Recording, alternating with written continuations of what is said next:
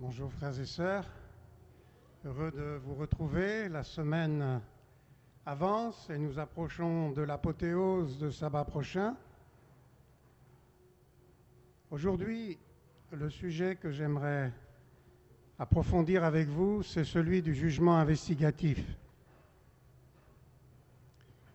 De toutes les 27 doctrines fondamentales, la seule que nous ne partagions pas avec les autres dénominations religieuses, c'est celle du jugement investigatif. Jusqu'au 22 octobre 1844, les millérites ont cru que les 2300 soirs et matins de la prophétie de Daniel s'achèveraient avec la purification de la terre et le retour de Jésus. Le lendemain du grand événement, un de ces millérites, du nom de Hiram Edson, en traversant les champs et en réfléchissant à l'événement, a eu soudain une nouvelle compréhension de l'événement. Le sanctuaire qui devait être purifié après les 2300 soirs et matins n'est pas la terre, mais le ciel. La purification est donc à comprendre comme un jugement investigatif. C'est pas très français comme formule. Jugement investigatif, c'est une translittération de l'anglais. Pour parler bon français, il faudrait dire l'instruction du jugement.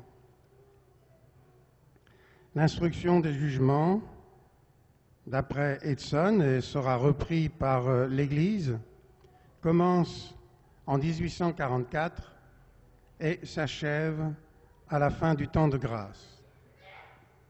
Les textes preuves, les textes pris à l'appui, nous allons les lire.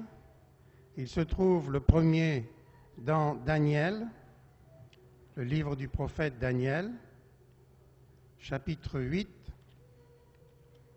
verset 4.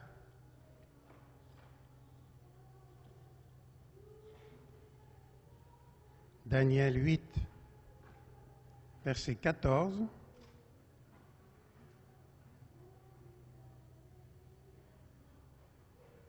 Je lirai à partir du verset 13. J'entendis parler un saint, et un autre saint dit à celui qui parlait, « Pendant combien de temps s'accomplira la vision sur le sacrifice perpétuel et sur le péché dévastateur?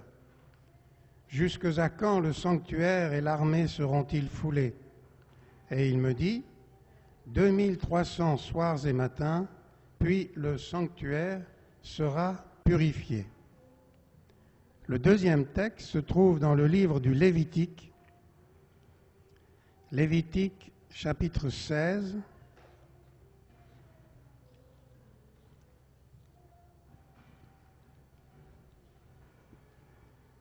Lévitique chapitre 16, verset 30. Le contexte est celui du jour des expiations. Et il est dit là au verset 30, « En ce jour, on fera l'expiation pour vous afin de vous purifier, vous serez purifiés de tous vos péchés devant l'Éternel. Donc, dans Daniel, il est question de la purification du sanctuaire, et dans Lévitique 16, il est question de la purification des péchés. Les deux preuves étant associées l'une à l'autre, cette interprétation a été remise en question. Il a été fait remarquer, en effet, que le mot hébreu traduit par purifier n'est pas le même dans Lévitique 16 et dans Daniel 8. Dans Lévitique 16, le mot hébreu est taher, qui veut dire purifier. Mais le mot en Daniel 8, 14, c'est sadak, qui veut dire justifier. Et de tous les usages du verbe justifier dans le texte hébreu, le seul passage où l'on a traduit purifier, c'est celui de Daniel 8, 14. Il apparaît 41 fois dans l'Écriture et seulement une fois traduit purifier. Alors on a dit, mais pourquoi faut-il traduire purifier ici alors que le verbe se traduit justifier ailleurs? On en a conclu que les deux verbes ne font pas référence à la même chose. Et nous sommes tous d'accord qu'il est difficile de construire une doctrine sur un verset qui est contestable. La deuxième remarque qui a été faite, c'est que le contexte des deux chapitres traite de facteurs différents. Dans Lévitique 16, la question touche au rapport entre Dieu et son peuple. C'est le jour des expiations, et ce jour-là, les relations entre Dieu et son peuple sont rétablies par la purification des péchés du peuple. Dans Daniel 8, il est question des rapports entre Dieu et la corne apostate, l'Antichrist, qui est décrite dans ce chapitre. La corne s'élève contre le sanctuaire céleste, elle prononce des blasphèmes contre Dieu, et la question est posée, quand le sanctuaire sera-t-il purifié? Malheureusement, à cause de cette relecture, certains ont laissé de côté cette doctrine. La question qui se pose à nous maintenant est la suivante. Lévitique 16 et Daniel 8 ont-ils un rapport entre eux? Ils traitent en effet tous les deux du sanctuaire. L'épisode de Daniel, c'est la purification du sanctuaire céleste, et l'épisode de Lévitique, c'est aussi une purification du sanctuaire de tous les péchés accumulés pendant l'année. S'il y a un lien entre les deux, quelle est sa nature? Avant d'aller plus loin, il faut examiner la notion de jugement dans la Bible. Le jugement a pour nous souvent une connotation négative. J'en ai déjà parlé sabbat dernier, lorsque je vous ai dit que l'ange, le premier ange d'Apocalypse 14, annonce l'évangile éternel, et cet évangile éternel, cette bonne nouvelle, puisque le mot évangile veut dire bonne nouvelle, cette bonne nouvelle éternelle, c'est l'heure du jugement est venue. Si pour nous, le jugement a une connotation négative, dans la Bible, il a une connotation positive. Je vous prendrai avec vous le psaume 119 comme exemple.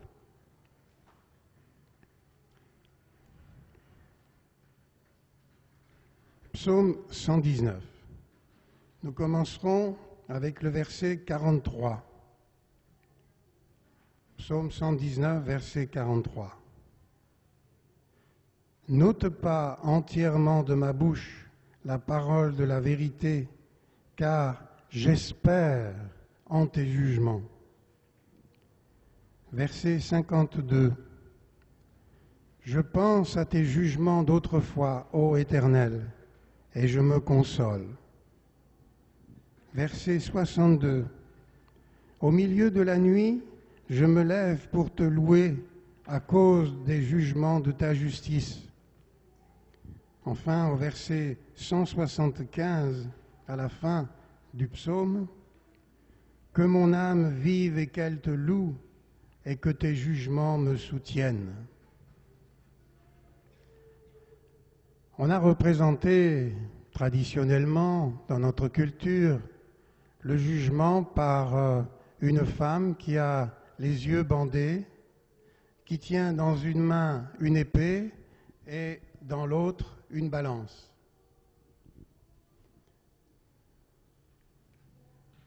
On pourrait en conclure que la justice est aveugle. Dans la Bible, c'est une toute autre conception. S'il fallait représenter le jugement dans la Bible, il faudrait représenter un homme qui est à terre, qui est battu par son compagnon, et Dieu qui se met entre les deux pour écarter celui qui bat le misérable et pour prendre la main de celui qui est à terre pour le relever. C'est ça l'image du jugement dans la Bible. C'est une toute autre notion. Le récit de l'Exode est un événement fondateur pour toute la théologie de l'Ancien Testament. C'est sur cette expérience que le vocabulaire de la rédemption, du salut, s'est construit. Les termes de rachat, de rédemption, de délivrance, d'affranchissement, de libération, tous ces termes ont comme cadre originaire, comme connotation, la sortie d'Égypte où Dieu a délivré son peuple. Or, dans le livre de l'Exode, au chapitre 6, verset 6, il nous est dit là de quelle manière Dieu a délivré son peuple. Exode 6, verset 6, c'est pourquoi dis aux enfants d'Israël, je suis l'Éternel, je vous affranchirai des travaux dont vous chargent les Égyptiens, je vous délivrerai de leur servitude et je vous sauverai à bras étendus et par de grands jugements. Dieu sauve par des jugements. Il a sauvé son peuple par de grands jugements. Dites-moi, les jugements sont tombés sur qui? Sur les Égyptiens, pas sur les Israélites.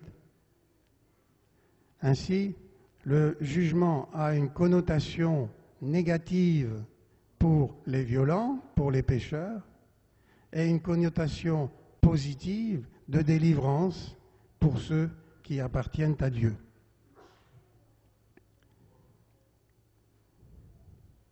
Nous y reviendrons un peu plus tard. Je veux simplement souligner ici que nous sommes appelés à prêcher l'Évangile éternel, le jugement de Dieu. C'est donc une bonne nouvelle de délivrance, parce que Dieu délivre par des jugements.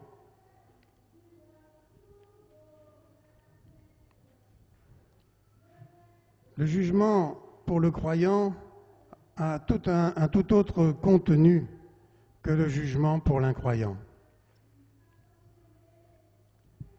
Il m'est arrivé, lorsque j'étais missionnaire en Afrique, de devoir passer en jugement.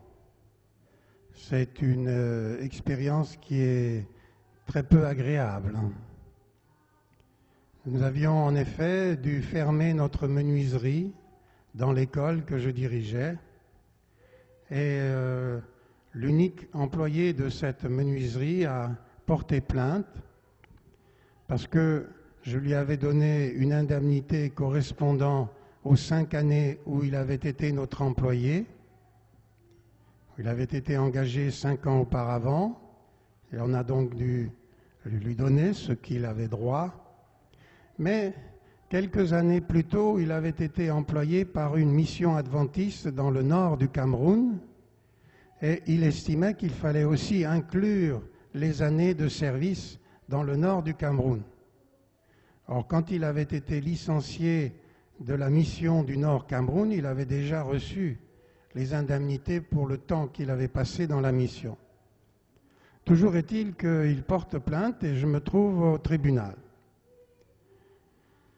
Nous sommes dans une cité, une préfecture de campagne. Je n'ai pas d'avocat. Et puis, ma surprise est de voir que le plaignant n'est pas là. Selon le Code du travail, le plaignant étant absent, le jugement ne devait pas avoir lieu. Mais voilà que c'est le juge qui remplace le plaignant. Et c'est le juge qui se met tout d'un coup à m'accuser. Alors j'essaie de me défendre tel que je peux, dans ma bonne conscience, mais à peine j'ai ouvert la bouche qu'il me condamne. Alors, vous savez, vous trouvez devant un tribunal avec un juge qui vous accuse sans avocat et dans la complète illégalité, vous n'avez aucune chance d'y échapper.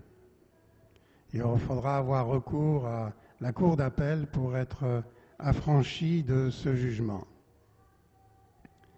Mais dans le récit biblique, la situation est exactement l'inverse. En effet, Jésus est notre avocat. Ça, vous le savez, dans la première épître de Jean, au chapitre 2, verset 1, il est dit que nous avons un avocat, un intermédiaire, un médiateur auprès du Père. Nous pouvons faire confiance à notre avocat. Et puis, dans l'évangile de Jean, au chapitre 5, il est précisé que Dieu ne juge personne, mais il a remis tout jugement au Fils. Alors là, ça devient intéressant. C'est exactement l'inverse de ce que j'ai vécu. Mon juge, c'est mon avocat. Vous imaginez les tribunaux dans lesquels le juge, c'est l'avocat? On y va le cœur léger, n'est-ce pas? Et puis, vous allez me dire, mais est-ce qu'il n'y a pas un procureur général? Ah oui, il y en a un. C'est celui que l'on appelle l'accusateur des frères. Or, selon Apocalypse 12, verset 10, il a été précipité. Il a été mis dehors. L'accusateur des frères. C'est répété 4 fois. 4 fois précipité, mis dehors. Alors voilà un jugement qui peut paraître intéressant. Il n'y a pas d'accusateur, c'est mon avocat qui juge. Je puis aller le cœur léger au tribunal. Il faut savoir que dans l'Ancien Testament, il n'y a pas d'avocat. Vous ne trouvez jamais la mention d'un avocat dans l'Ancien Testament. Pour la bonne raison que la responsabilité du juge, c'est de prendre la défense de celui qui est accusé. Il ne prononcera une condamnation que lorsqu'il sera convaincu de la culpabilité de celui que l'on accuse. D'où la dénonciation des sous-mains, de l'argent que l'on peut donner au juge pour qu'il condamne l'innocent. Parce que le rôle du juge, c'est de défendre la personne que l'on accuse. Ce n'est pas un personnage qui a les yeux bandés, mais c'est un personnage qui a les yeux bien ouverts et qui connaît bien la situation. Ainsi, Jésus peut dire « Levez-vous, levez vos têtes, car votre délivrance approche. » Jésus vient prononcer sur nous un jugement libérateur pour proclamer devant l'univers que nous sommes acquittés, que nos péchés sont pardonnés. Le péché nous enchaîne, nos mauvais penchants nous entraînent, notre misère nous lie, nous sommes coupables, nous le savons bien, notre conscience nous le dit tous les jours. C'est pourquoi il faut un jugement qui nous acquitte, qui nous libère. Et ce jugement, disons-nous, a commencé par la maison de Dieu. Si notre cas est en train d'être examiné, eh bien nous ne pouvons qu'en être heureux. Depuis si longtemps, nous aspirons à ce que notre dossier soit pris en compte. Et comme je l'ai dit, Sabah, ce n'est pas pour que l'on regarde toutes les pièces du dossier, mais pour que l'on puisse prendre en compte la grâce présidentielle que notre avocat a posée dessus. Face aux 10 commandements, c'est sûr, nous sommes coupables.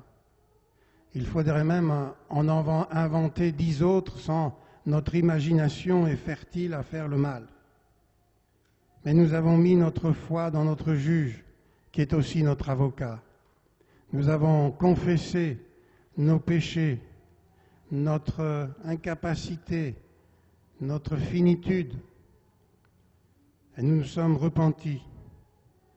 Nous avons dit « Sauve-moi, Seigneur, parce que mon affaire est mal emmanchée, je ne puis m'en sortir. » Et notre avocat nous a répondu « J'ai payé pour toi, j'ai remboursé ta dette, tu n'as rien à craindre, je te délivrerai. L'heure du jugement est venue où ton dossier sera définitivement classé. Je dispose de la grâce présidentielle. » Quelle bonne nouvelle, frères et sœurs, c'est l'évangile éternel. Mais j'entends déjà des objections. Oh, c'est facile ce qu'il nous raconte. C'est l'évangile à bon marché. On peut faire le mal comme on veut puisque le juge est de la combine. Avec lui, on peut toujours s'arranger. Il oublie probablement ce que Paul dit dans 2 Corinthiens 5, verset 10. Alors, qu'est-ce que Paul dit dans 2 Corinthiens 5, verset 10 ? Je suis curieux de le savoir. Il faut regarder les objections. Ah, il nous faut tous comparaître devant le tribunal de Christ afin que chacun reçoive selon le bien ou le mal qu'il aura fait, étant dans son corps. Alors me voici pris dans un filet de contradiction. Je vous ai dit que le jugement vous serait favorable, et l'apôtre Paul semble dire tout le contraire. Nous devons comparaître pour payer les actes mauvais que nous avons pu accomplir. Mais voyez-vous, frères et sœurs, l'amour de Dieu est si grand qu'il ne se contente pas de pardonner nos fautes, il veut encore récompenser nos bonnes actions. Oui, il y a souvent la terminologie de récompense. La récompense sera grande dans les cieux. En grec, il y a 2 mots pour parler du mal. L'un caractérise ce qui est le fruit d'une intention méchante. Il est employé, par exemple, pour parler du méchant serviteur qui bat ses compagnons. C'est un méchant serviteur. Ce terme grec caractérise ce qui est méchant. Il n'est pas employé dans ce verset. C'est un autre. Un autre qui parle de mauvais comme de qualité inférieure. Vous avez fait un travail, il est mauvais. Je ne sais pas, un maçon a crépi un mur, c'est mal fait. Un élève a fait un devoir, il est mal rempli. Il n'est pas méchant, il est mauvais. Vous voyez que le mal peut décliner 2 choses tout à fait différentes. Or, dans ce verset, ce n'est pas méchant qui est entendu, c'est mauvais, de mauvaise qualité.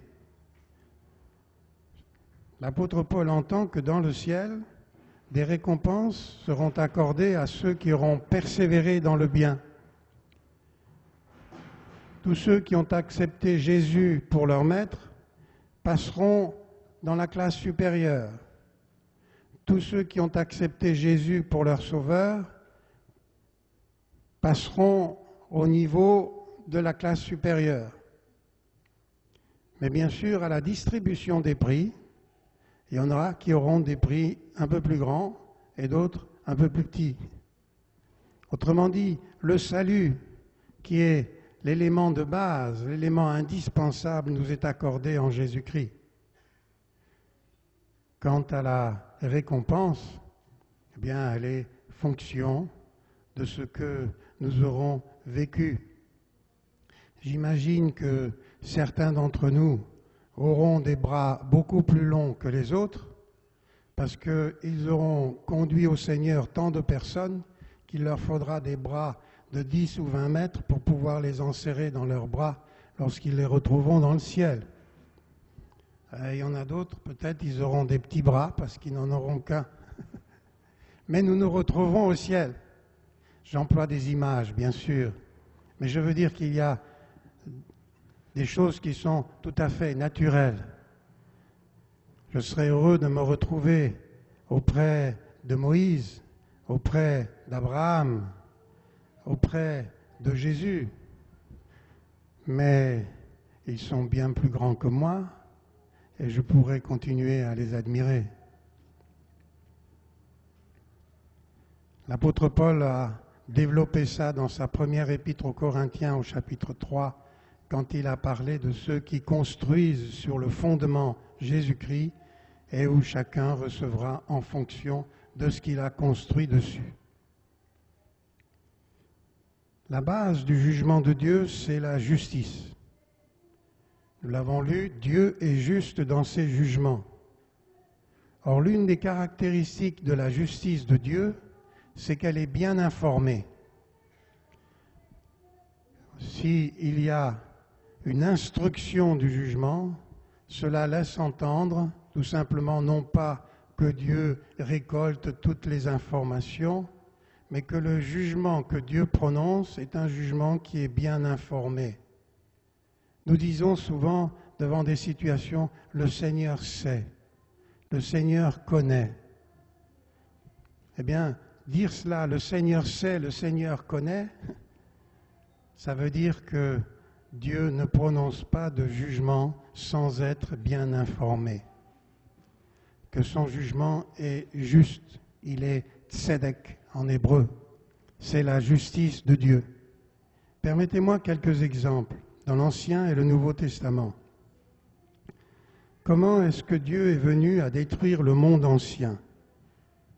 Genèse, chapitre 6, verset 5. Livre de la Genèse, chapitre 6, verset 5.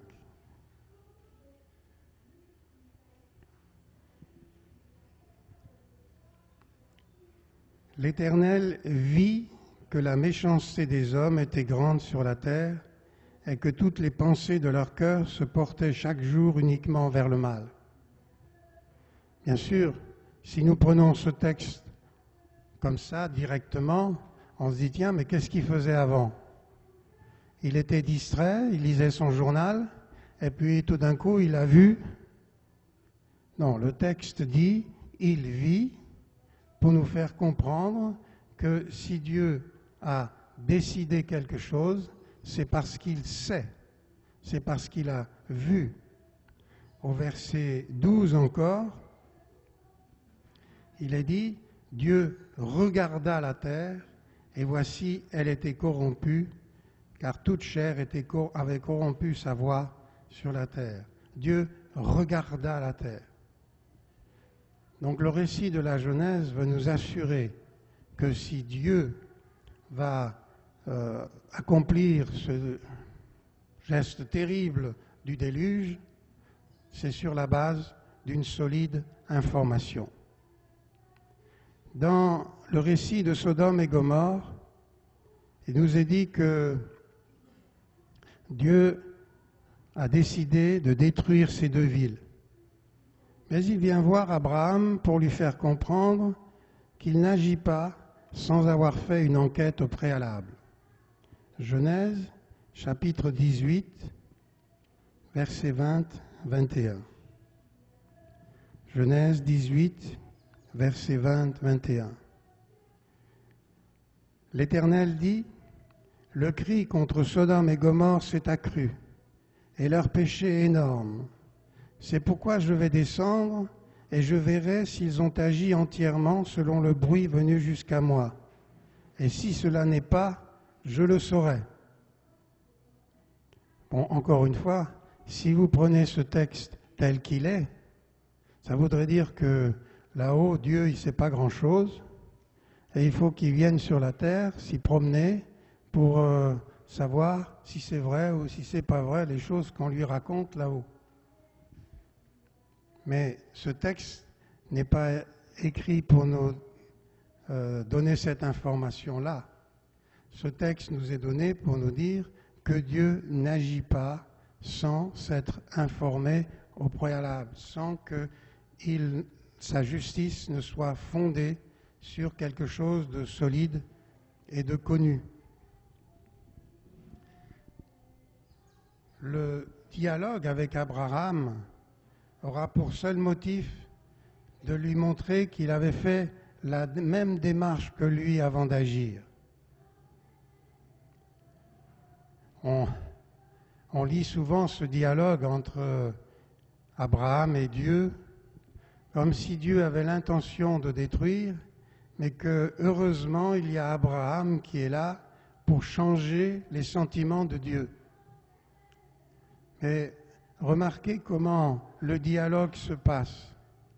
Abraham dit « Seigneur, permets-moi de te poser une question, s'il te plaît. S'il y a 50 justes, est-ce que tu vas détruire ?» Non, je ne détruis pas. Il n'y a pas un long discours de Dieu pour expliquer sa décision. Dieu aurait pu dire « Oh, tu sais, tu exagères, hein, 50, ça fait beaucoup. Bon, moi je veux bien, mais il faudrait encore les trouver, les 50. » À peine Abraham a-t-il prononcé le chiffre que Dieu dit oui. Alors Abraham, il dit, bon, puisque Dieu répond si vite, permets-moi encore une fois, et 40. Ah ben oui. Oula, mais là Dieu répond bien, on dirait qu'il n'attend que ça. En fait, si vous lisez attentivement le texte, vous verrez que c'est Abraham qui progresse dans la découverte de l'amour de Dieu. Et Abraham s'arrête à 10. Dans son chiffre, c'est le plus petit chiffre pour représenter une unité d'un groupe, d'une communauté. Il pense, Abraham, que s'il y avait 10 justes dans la ville, Dieu n'aurait pas détruit la ville. Mais Dieu est intervenu quand même pour sauver ce qui pouvait être sauvé. Qu'est-ce qu'il a sauvé ? Lot, un ivrogne, ses 2 filles qui commettent un inceste, et sa femme qui est tellement attachée aux choses de la terre qu'elle devient une statue de sel. Dieu a sauvé tout ce qui pouvait être sauvé, car le désir de Dieu, c'est de sauver, et il n'a pas besoin d'un Abraham pour baisser le niveau de ses exigences. Dans Matthieu, chapitre 25, Jésus nous rapporte cette fameuse parabole des brebis et des boucs.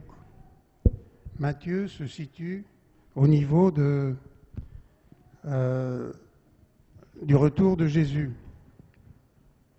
de la venue du Fils de l'homme. Là, les nations sont assemblées et les brebis et les boucs sont séparés les uns d'avec les autres. Et puis, on s'interroge sur la justification de la séparation. En effet, la procédure n'est pas conforme à ce qui devrait être procédé dans un tribunal.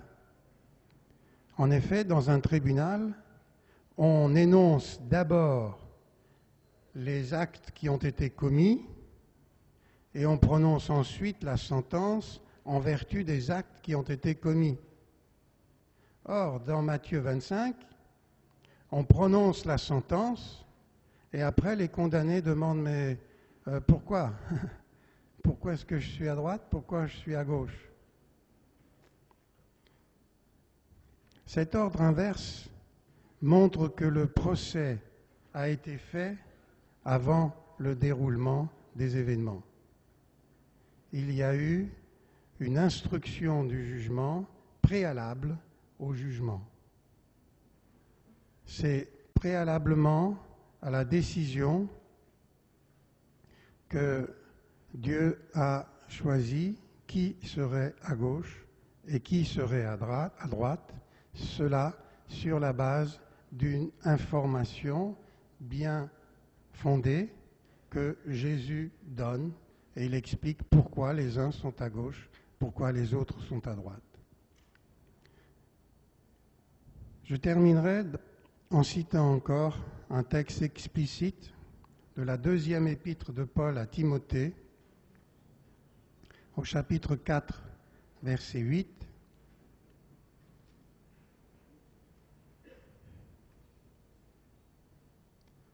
« 2 Timothée 4, verset 8, un passage bien connu. « J'ai gardé la foi. Désormais, la couronne de justice m'est réservée. Le Seigneur, le juste juge, me la donnera dans ce jour-là, non seulement à moi, mais encore à tous ceux qui auront aimé son avènement. » Le juste juge réserve à tous ceux qui auront aimé son avènement la couronne de justice. Elle vous est réservée. C'est votre rétribution, en quelque sorte. C'est ce qui vous revient en vertu de la grâce de Dieu.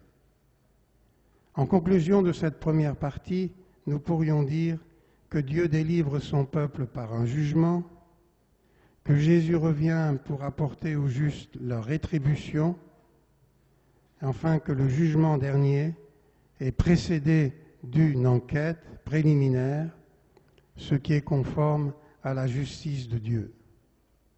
Cette enquête préliminaire n'a pas pour objet de nous condamner, mais d'établir la justice de Dieu dans la grâce qu'il nous accorde. Ayant ceci à l'esprit, reprenons l'étude du livre de Daniel. Daniel, chapitre 7.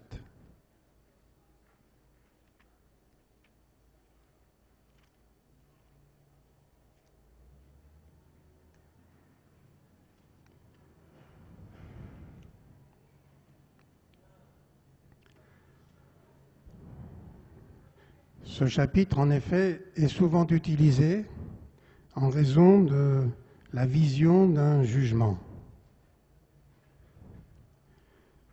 Verset 9. Je regardais pendant que l'on plaçait des trônes.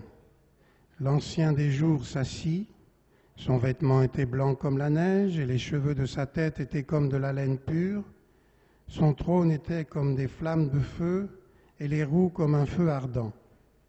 Un fleuve de feu coulait et sortait de devant lui. 1000 milliers le servaient, 10 000 millions se tenaient en sa présence. Les juges s'assirent et les livres furent ouverts. Je regardais alors à cause des paroles arrogantes que prononçait la corne. Et tandis que je regardais, l'animal fut tué et son corps fut anéanti, livré au feu pour être brûlé.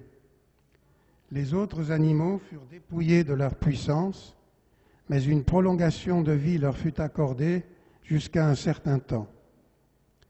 Je regardais pendant mes visions nocturnes et voici sur les nuées des cieux arriva quelqu'un de semblable à un fils de l'homme. Il s'avança vers l'Ancien des jours et on le fit approcher de lui. On lui donna la domination, la gloire et le règne, et tous les peuples, les nations et les hommes de toute langue le servirent. Sa domination est une domination éternelle qui ne passera point, et son trône et son règne ne sera jamais détruit. Dans cette partie, nous avons la vision telle que Daniel l'a vue. Nous allons voir que dans les versets 15 à 22, Daniel désire avoir une explication de la vision et reçoit une réponse partielle. Dans les versets 23 à 27, l'explication porte particulièrement sur le quatrième animal. Alors, la question que je mets dans votre esprit lorsque vous lisez ce texte, c'est de savoir qui est concerné par le jugement. Les juges s'assirent. Verset 11, « Je regardais à cause des paroles arrogantes que prononçait la corne, et tandis que je regardais, l'animal fut tué, et son corps fut anéanti, livré au feu pour être brûlé. » Le jugement investigatif porte contre la corne. Ce n'est pas un jugement investigatif contre les saints. C'est la corne qui est condamnée. Alors Daniel est troublé, et dans les versets 15 et suivants, donc il va reposer la question. « Moi, Daniel, j'eus l'esprit troublé au-dedans de moi, et les visions de ma tête m'effrayèrent. Je m'approchai de l'un de ceux qui étaient là, et je lui demandai ce qu'il y avait de vrai dans ces choses. Il me dit et m'en donna l'explication. Ces 4 grands animaux qui sont décrits dans les versets 2 à 8, ces 4 grands animaux, ce sont 4 rois qui s'élèveront de la terre. Mais les saints du Très-Haut recevront le royaume, et ils posséderont le royaume éternellement, d'éternité en éternité. » Alors, vous avez vu que dans le passage précédent, la bête est tuée, mais le Fils de l'homme vient, et la fin du verset 14 dit « Sa domination est une domination éternelle qui ne passera point, et son règne ne sera jamais détruit. » Et le verset 18 dit que les saints du Très-Haut recevront le royaume, et ils posséderont le royaume éternellement, d'éternité en éternité. Cela veut dire que ce jugement a pour objet de condamner la corne et d'associer les saints à la victoire du Fils de l'homme. Poursuivons, verset 19. Ensuite, je désirais savoir la vérité sur le 4e animal, qui était différent de tous les autres, extrêmement terrible, qui avait des dents de fer et des ongles d'airain, qui mangeait et brisait et foulait aux pieds ce qui restait, et sur les 10 cornes qu'il avait à la tête, et sur l'autre qui était sortie et devant laquelle 3 étaient tombés, sur cette corne qui avait des yeux, une bouche parlant avec arrogance, une plus grande apparence que les autres. Je m'excuse d'interrompre, mais nous sommes en train de faire des travaux en face. Il y a une Toyota Verso immatriculée 466 BBP qui gêne. Donc c'est le propriétaire ici qui la déplace tout de suite. Merci beaucoup. Merci. Alors nous étions au chapitre 7, verset 21. Je vis cette corne faire la guerre aux saints et l'emporter sur eux, jusqu'au moment où l'Ancien des jours vint donner droit aux saints du Très-Haut, et le temps arriva où les saints furent en possession du royaume. L'Ancien des jours, c'est celui qui est assis sur le trône, présenté dans les versets 10 et suivants. Et que fait-il? Il vient donner droit aux saints du Très-Haut, et le temps arriva où les saints furent en possession du royaume. Ça ne s'arrête pas là. Daniel va encore aller plus loin. Verset 13. Il me parla ainsi, le quatrième animal, c'est un quatrième royaume qui existera sur la terre, différent de tous les royaumes, qui dévorera toute la terre, la foulera et la brisera. Les 10 cornes, ce sont 10 rois qui s'élèveront de ce royaume. Un autre s'élèvera après eux, il sera différent des premiers, il abaissera les 3 rois. Il prononcera des paroles contre le Très-Haut, il opprimera les saints du Très-Haut, il espérera changer les temps et la loi. Et les saints seront livrés entre ses mains pendant un temps, des temps, la moitié d'un temps. Mon objet n'est pas de décrire ces versets, mais d'attirer votre attention sur la suite. Puis viendra le jugement, et on lui ôtera sa domination qui sera détruite et anéantie pour jamais. Le règne, la domination et la grandeur de tous les royaumes qui sont sous les cieux seront donnés au peuple des saints du Très-Haut. Son règne est un règne éternel, et tous les dominateurs le serviront et lui obéiront. Ici finirent les paroles.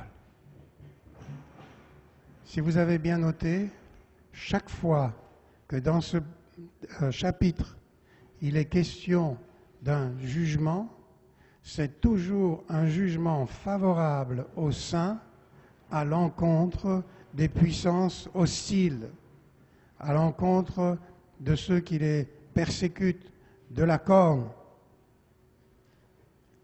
Voilà comment nous devons percevoir le jugement.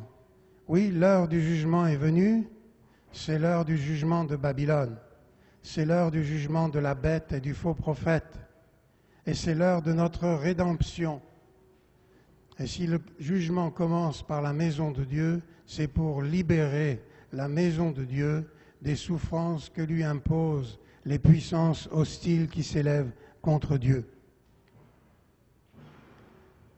C'est un événement important, car dans ce récit, l'Ancien des Jours prend place sur son trône.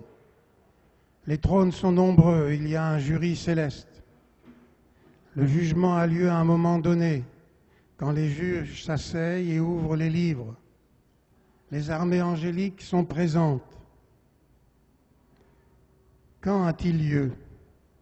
À 3 reprises, la scène du jugement est placée après le récit des mauvaises actions accomplies par la corne. Et le temps de cette action est donné, un temps, des temps, la moitié d'un temps, soit 1260 jours. Formulation que l'on retrouve dans l'Apocalypse pour parler des actions de la bête, au chapitre 13. Une étude historique nous amène à découvrir l'action de la papauté à travers tout le Moyen-Âge, soit 1260 ans, qui s'achève en 1798. Le jugement est en faveur des saints. Le jugement a pour objet de retourner le jugement de la corne contre les saints. Et après ce jugement doit arriver le temps où les saints entreront en possession du royaume. Voilà le temps qui est devant nous, celui où nous entrerons enfin en possession du royaume. Le jugement est contre la bête, et il s'achève par la domination universelle du Fils de l'homme et des saints qui participent à sa victoire.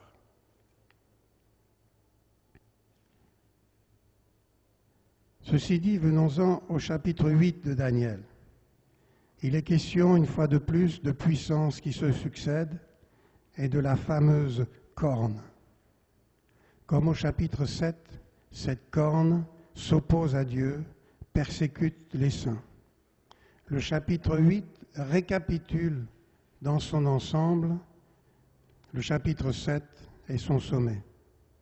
Il est encore question au chapitre 8 de puissances qui se succèdent. Et une fois de plus, il est question de cette fameuse corne.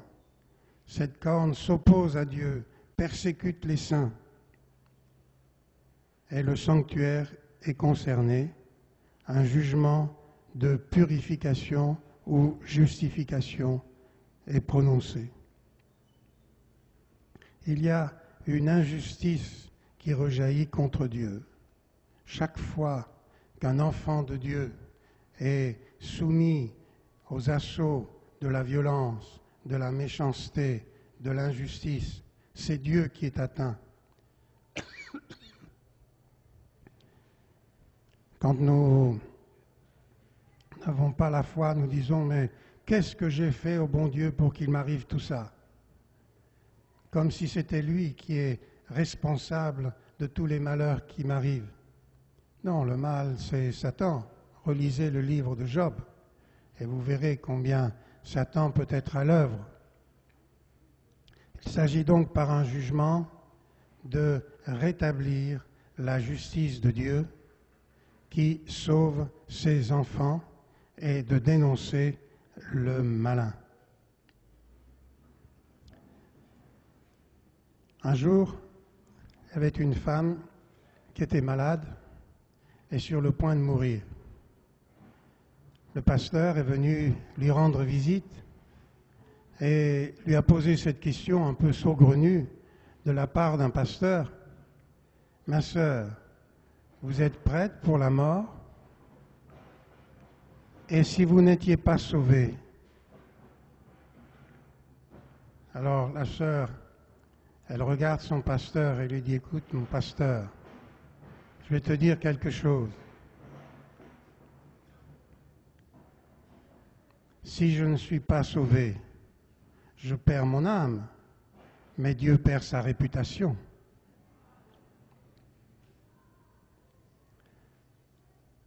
Elle met sa foi en Dieu, et le Dieu que nous avons, c'est un Dieu rédempteur. C'est un Dieu qui nous aime. Il n'est pas là derrière nous chaque jour avec un bâton pour nous taper sur la tête chaque fois que nous faisons des bêtises, chaque fois que nous agissons mal. Il souffre du mal que nous faisons. Il souffre de nos peines, mais il nous tend sa grâce. Et si nous repentons et nous acceptons cette grâce, il est le premier à nous l'accorder. Vous avez déjà assisté à une vente aux enchères? Dans une vente aux enchères, il y a toutes sortes de produits qui sont mis en vente et il y a quelqu'un qui préside avec un marteau. Alors, chacun donne son prix et puis, quand il y a quelqu'un qui lève le doigt et qui dit quelque chose de plus, adjugé. On peut imaginer un Dieu qui est si désireux de nous accorder son salut que dès que nous levons la main, il dit « adjugé ». Il est prêt à nous l'accorder. Il désire nous le donner. Il suffit que nous disions « oui » et le salut nous est adjugé.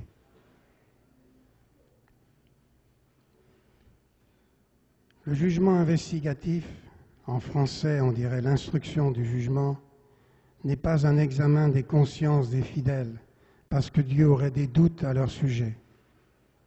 Il constitue au contraire une juste révélation de leur position devant Dieu. Aucun jugement humain ne peut prévaloir devant le jugement de Dieu, devant celui que Dieu prononce en faveur de ceux qui sont fondés en Jésus-Christ.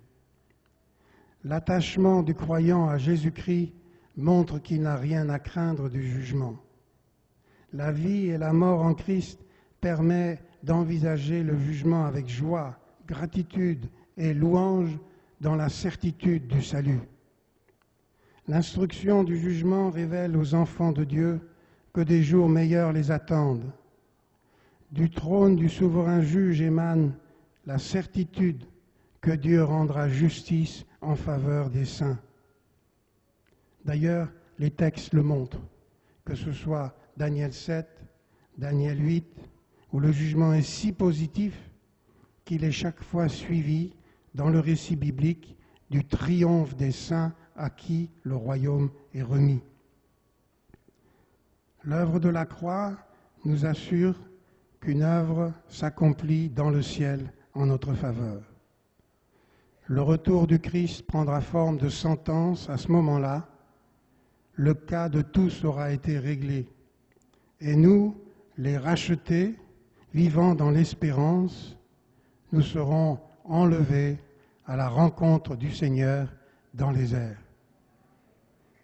Il n'y a pas de contradiction entre cette doctrine et la croix. Bien au contraire, la sentence qui tombe sur Jésus, c'est celle que nous méritions. C'est celle qui nous revient.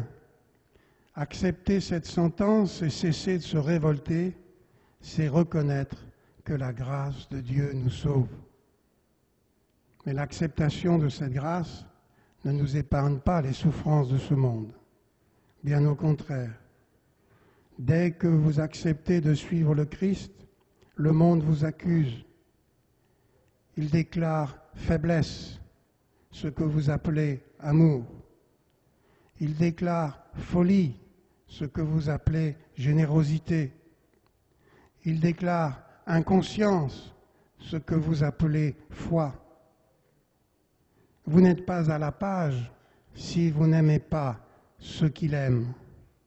Vous êtes un retardé, un conservateur, dépassé si vous vous attachez à Jésus et à lui plaire, à suivre sa parole. Vous devenez un chrétien errant dans le monde comme le juif attaché à sa Torah. Mais dans le ciel, Jésus défend notre cause. Un jour, la vérité éclatera et l'on saura de quel côté vous êtes. Le monde peut vous accuser, Dieu vous justifiera.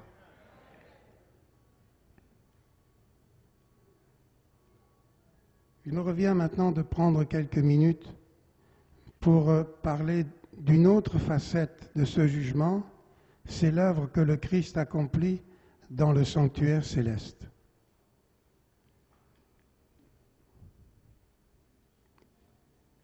Avant d'en parler, il faut se rappeler que toute tentative de comprendre les choses célestes à partir du terrestre doivent être conscientes de leurs limitations. Nous ne faisons pour comprendre le céleste que de projeter vers le ciel les réalités terrestres. Or, les réalités célestes sont différentes de celles du terrestre.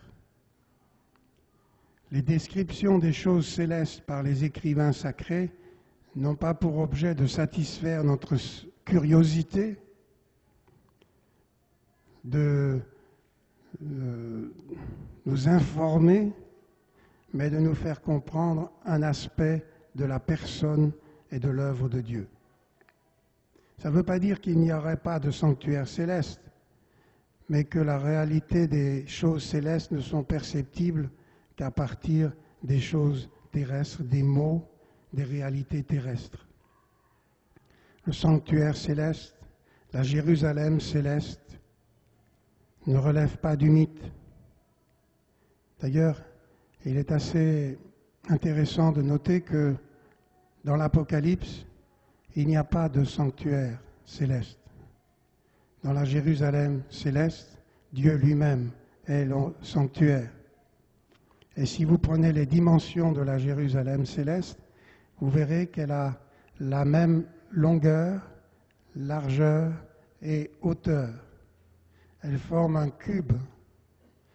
C'est la forme qu'avait le lieu très saint dans le sanctuaire terrestre. Donc la Jérusalem céleste est à l'image du lieu très saint du sanctuaire terrestre, et c'est Dieu qui s'y trouve. Par le sanctuaire céleste, Dieu exprime en termes humains la pensée relative au salut. Et Jésus, dans le ciel, y accomplit une œuvre en notre faveur. Alors, j'aimerais bien reprendre notre formulation. Il intercède pour nous dans le sanctuaire céleste.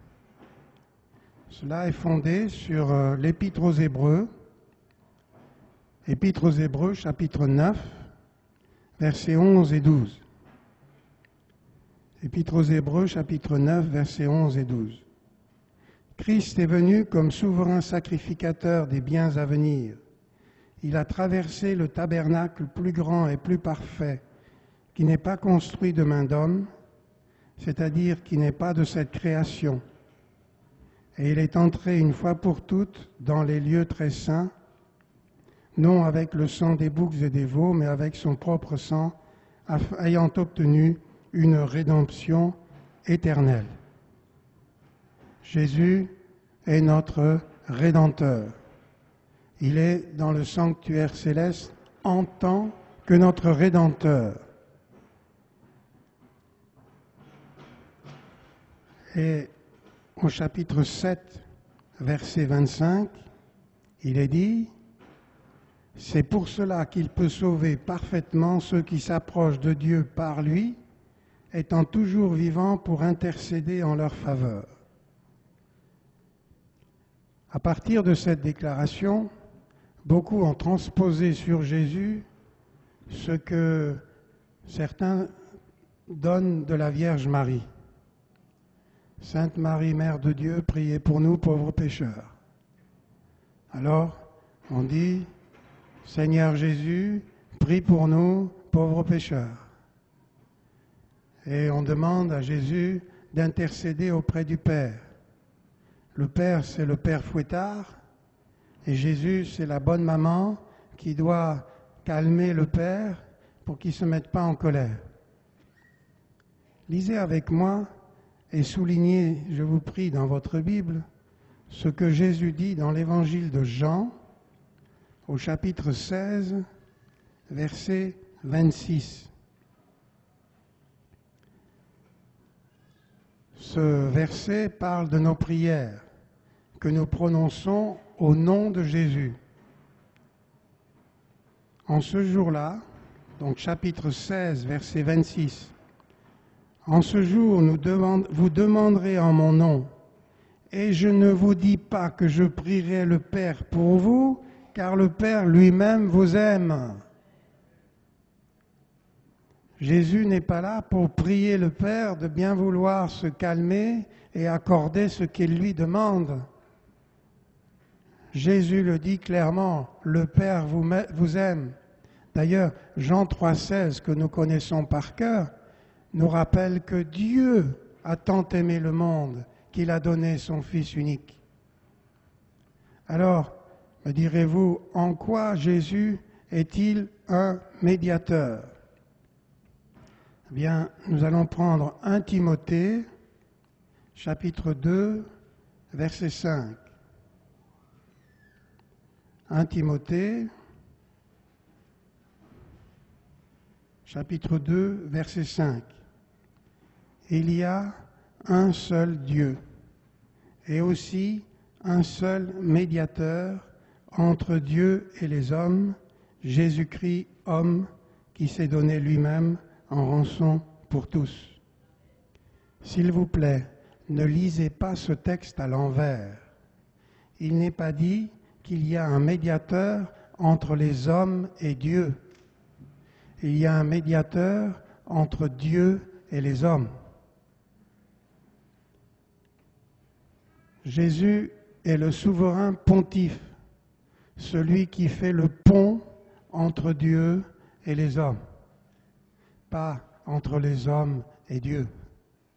C'est Dieu qui a l'initiative et Jésus s'est donné lui-même en rançon pour tous et ce faisant, il a créé le pont qui nous permet d'avoir accès à Dieu. Nous avions, nous, rompu avec Dieu et Jésus a recréé le lien. Grâce à Jésus, il y a un pont entre le fini que nous sommes et l'infini qu'est Dieu. Le pleinement autre qu'est notre Dieu est devenu accessible. Nous avons pleinement accès auprès du Père. Le ministère céleste du Christ nous rappelle que Dieu est éternel et que nous ne sommes que poussière, et que pour que cette poussière puisse se rapprocher de Dieu, c'est Dieu qui a fait le pont et qui nous a reliés à lui. Jésus intercède comment auprès de Dieu ? Il intercède en tant qu'homme. Il est ressuscité avec son corps. En Christ, nous sommes acceptés auprès du Père dans notre humanité, dans notre condition humaine. Notre humanité n'est pas un repoussoir, n'est pas un empêchement. Dans certaines religions, il faut être des êtres désincarnés pour pouvoir accéder auprès de Dieu. Alors que dans notre foi, Dieu nous accepte dans notre pleine humanité, telle que nous sommes. En Christ, elle est reçue du Père. Et nous pouvons être reconnaissants à Dieu d'être des créatures si merveilleuses qu'il a formées. Ce n'est pas pour après la rejeter ou la mépriser, mais Dieu veut nous ressusciter dans notre dimension corporelle. Heureusement, nous sublimer, transformer, mais non pas rejeter. Selon l'Épître aux Hébreux que nous avons lu, Jésus offre son propre sang. Dans le sanctuaire céleste, il n'offre pas des sangs des animaux, mais il a donné sa propre vie. Il s'est donné lui-même. En lui, le problème du péché a été résolu. Pourquoi est-il si souvent question de sang dans l'Ancien Testament? Sans le sang, il n'y a pas de rémission de péché. Parce que justement, il y a d'un côté la dimension humaine, de l'autre côté la dimension divine. Qu'est-ce qui peut faire le lien? Le lien, c'est la chose unique qui appartient à Dieu et qui participe à l'homme, c'est la vie. Le sang, c'est la vie. Ainsi, dans le sacrifice, en offrant du sang, on offrait la vie qui est à la fois homme et Dieu. Parce que c'est Dieu qui est l'auteur de la vie. C'est la chose unique que Dieu accorde. En Jésus, le lien avec Dieu n'a pas besoin de celui des animaux. Il a créé le lien lui-même. Il n'a pas seulement agi autrefois, il agit encore aujourd'hui pour nous. Que nous tombions ou que nous doutions, Christ continue d'agir en notre faveur. J'aime bien que dans la Bible, on nous parle de chute, de tomber. Vous savez, quand vous vous promenez dans la montagne, vous pouvez trébucher sur un caillou et tomber. Qu'est-ce que vous faites après? Vous vous relevez et vous reprenez le chemin. Le problème n'est pas de tomber, car quand on tombe, on peut se relever. Le problème, c'est de se tromper de chemin, de prendre la mauvaise route et de se trouver perdu. Bien, il en est de même dans notre vie.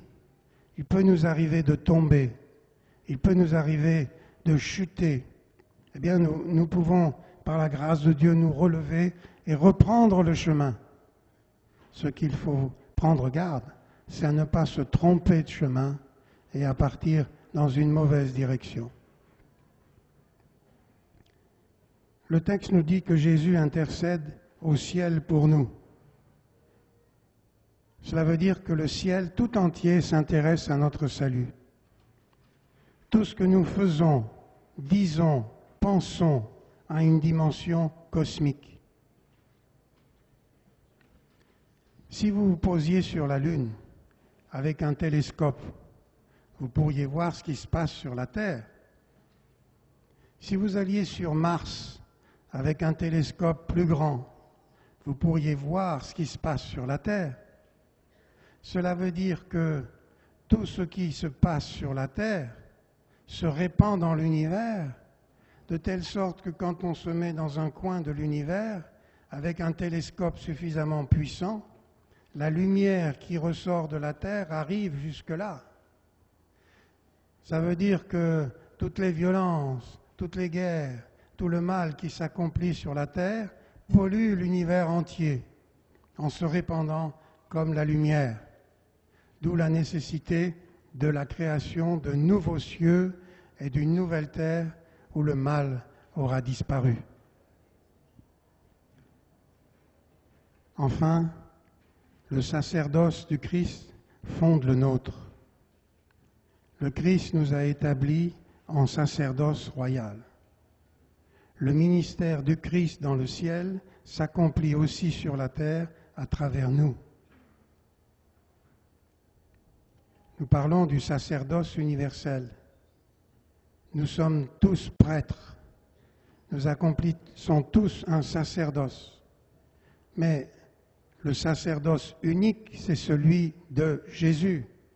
Et nous sommes appelés à accomplir celui de Jésus. Or, le ministère de Jésus, c'est d'être médiateur, intercesseur. La question qui se pose à nous lorsque nous parlons du ministère du Christ dans le sanctuaire céleste, est-ce que nous accomplissons, nous, sur la terre, le même que lui? Est-ce que nous, porteurs du sacerdoce du Christ, nous accomplissons son œuvre de médiation et d'intercession sur la terre? Si, en tant qu'adventistes, nous osons parler du ministère céleste du Christ, n'oublions pas cette dimension existentielle qui est la nôtre. Jésus nous a établis comme étant des prêtres, ceux qui servent de médiateurs entre les pécheurs et Dieu, qui servent de médiateurs entre Dieu et les pécheurs pour leur apporter la grâce de Dieu, pour leur apporter le salut et la rédemption. Dans Exode, chapitre 19, verset 6, Dieu dit quelque chose d'important. Exode 20, vous connaissez les 10 commandements. Mais avant de donner ces 10 commandements, Dieu dit au peuple d'Israël, « Vous serez pour moi une nation sainte, un peuple acquis, des sacrificateurs pour Dieu. »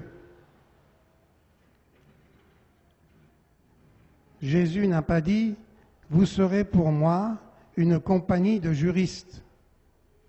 Je vais vous donner ma loi, mais la tâche qui sera la vôtre, c'est de voir comment maintenant elle s'applique dans le détail afin de pouvoir condamner tous ceux qui manquent à la loi. » Non, Jésus dit « Vous serez pour Dieu dit à Israël, vous serez pour moi une nation de prêtres, une nation de sacrificateurs, c'est-à-dire de médiateurs qui sont auprès de ceux qui transgressent la loi, non pas pour les condamner, mais pour les appeler au salut, pour leur faire part de la rédemption. Eh bien oui, nous avons une doctrine particulière, celle du sanctuaire céleste. Nous croyons que Jésus intercède pour nous dans le sanctuaire céleste, qu'il y a un jugement. Mais ce jugement, c'est une bonne nouvelle, parce que c'est un jugement en notre faveur. Le ministère du Christ, c'est une bonne nouvelle, parce qu'il fait le pont entre Dieu et nous. Le ministère du Christ, c'est un ministère de grâce de la part de Dieu qui nous apporte.